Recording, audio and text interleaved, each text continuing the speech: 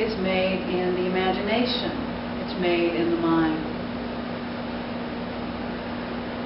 So when we set ourselves in a direction with our thought, all forces conspire to take us in that direction, positive or negative. We have so much more power than we have. Fearing circumstances, fearing other people, fearing the system, fearing our parents, fearing the boss, fearing this and fearing that. It's like, no, what do I want for me? Forgetting about that. I want to be immune to anything over there, and this is what I want. And focusing on what we want feels really good. But then some people go, well, that's not realistic. That's not realistic. They really are doing that over there. Who cares? Well, but it's not realistic to think that I can want to find free parking downtown.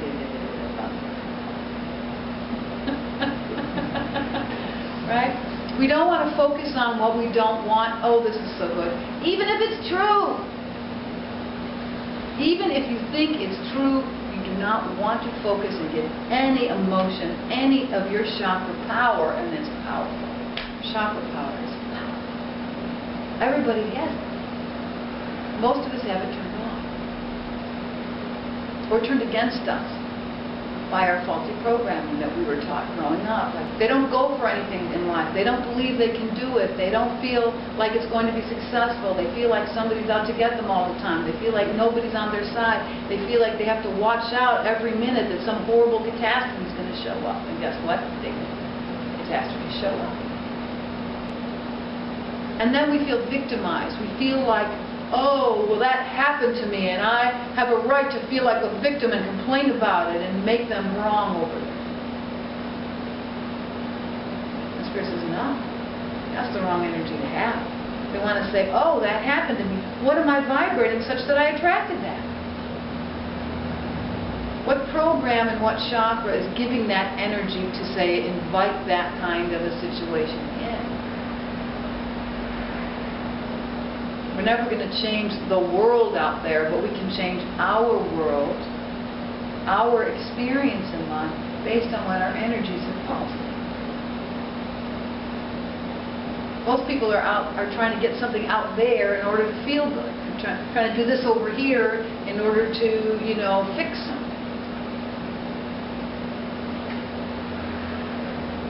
And then when you get that thing over there, you realize that something still isn't fixed. Heart chakra.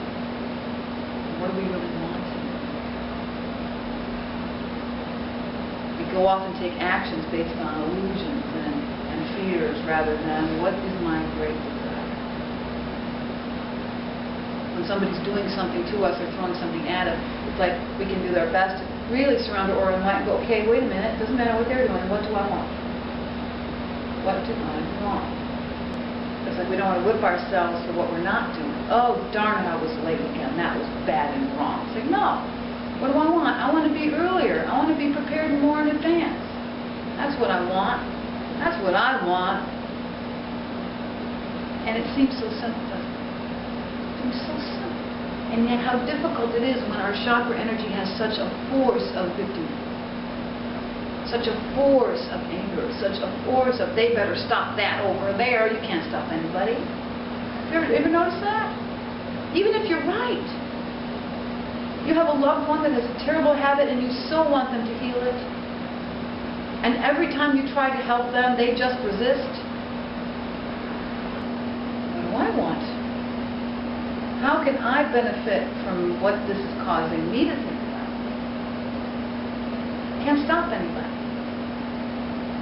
They have their own program going on. Whatever reason that they made up is they think that they should have and do and be and have this, that's their thing. Can't stop them. Seth is a group of non-physical beings that came through Jane Roberts in the 70s. Much like Abraham comes through Esther Hicks today. And Seth brought through that human beings, when they have conflicting beliefs in their aura, this is really curious the way that it was brought through. They will sacrifice an organ. So when there's a problem in an organ in your body, there are two conflicting beliefs that around that issue that are battling one another within your body.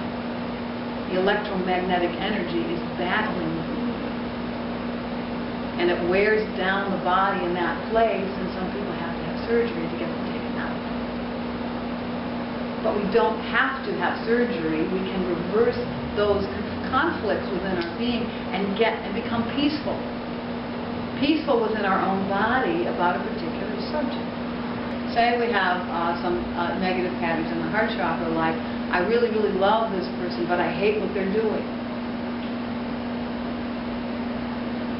I love this person, but I hate them for what they're doing. See, and then when we're focused on what we hate, the love energy gets diminished. And these two energies battle it out in there. We don't even know, we're focusing on them, but it's battling it out within our own chakras, within our own power. So what's the healing in that? I love them, and they're free to do what they want. There's no hate then. I love them, and they're free to do whatever they want. I'm blessing and releasing. I can love them unconditionally. I can have unconditional love. I'm not going to suffer from what they're choosing anymore. I'm not going to suffer from what they're doing anymore. I'm going to love them and love myself and focus on my life. That's the healing. There isn't love and hate in there anymore. There's simply love. I love what I want. They can do what they want. I can love what's so good about them and how they're learning in life with their choice.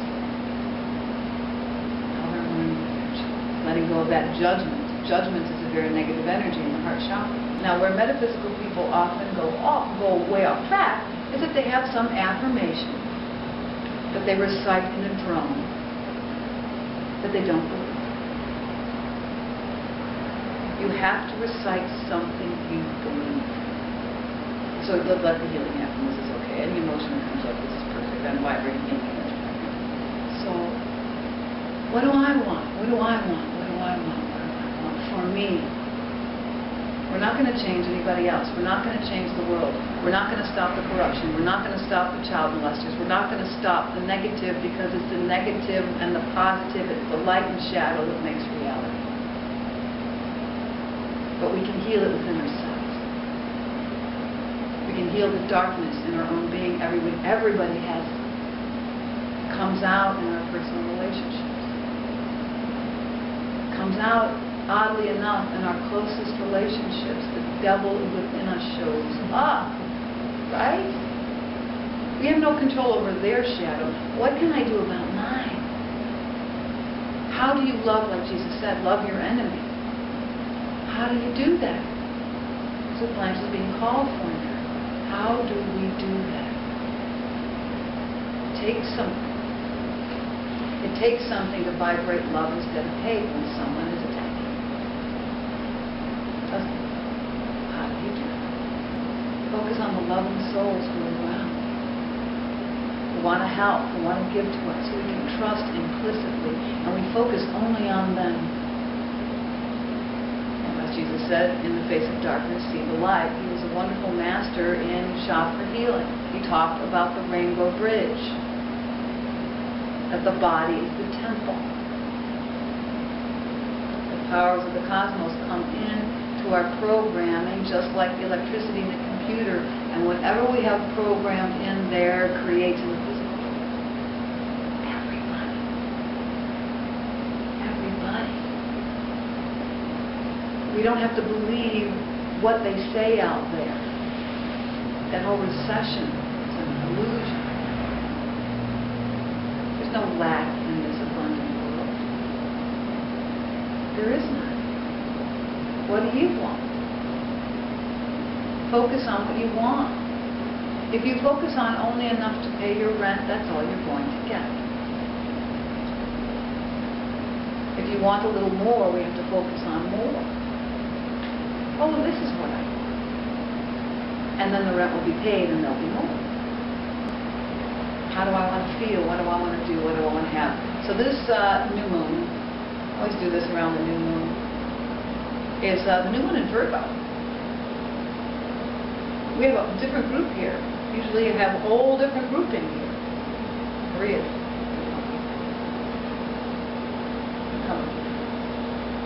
The new moon in Virgo is really about, we already know what we want.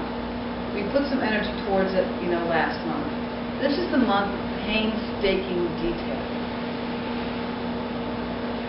Of really getting focused down to the grindstone. What is it that I want, and what do I need to do to make it happen in a very practical way? Getting down to the details, researching things, learning things, finding information, putting the pieces together, getting in the nitty-gritty of things, and working it out. And then get to those details and work them out. And there's also the times like, what in the physical world do you need that detail-oriented energy? And we have the power of the cosmos is at our service. The sun and the moon are coming together in this frequency, this power of Virgo, of detail, of working really hard and getting to the grindstone, and what goal do you have, what dream do you have that you can get to the details about? What do I need to figure out and actually make happen in the physical world? What do I need to do to get organized? To be painstaking about it. If you have a cluttered house, if you have one room that's filled with junk, just look at it one item at a time. Go in there and go, okay, I'm going to take this corner over here. I'm going to take just this 2x2 spot. I'm going to forget everything else. I'm going to blind myself to all this other crap that overwhelms me. And I'm going to take this one 2x2 spot and I'm going to just clean it up. I'm going to throw away what I don't want. I'm going to put what I want in a good place that's organized. I'm going to give it away or throw it away. And so there's a wonderful thing in Feng Shui where, do you love it? It's a 3-step of how to get rid of clutter. Do you love it? Does it have great sentimental value? Or do you need it? If it doesn't satisfy any of those 3 things, you can get rid of it. Is it useful? Do you use it now? Do you absolutely love it? Does it have sentimental value? That's all. If it doesn't fit any of those categories, be ruthless. Give it away or throw it away. Because when our space is clear, our chakras are clearer. We feel better.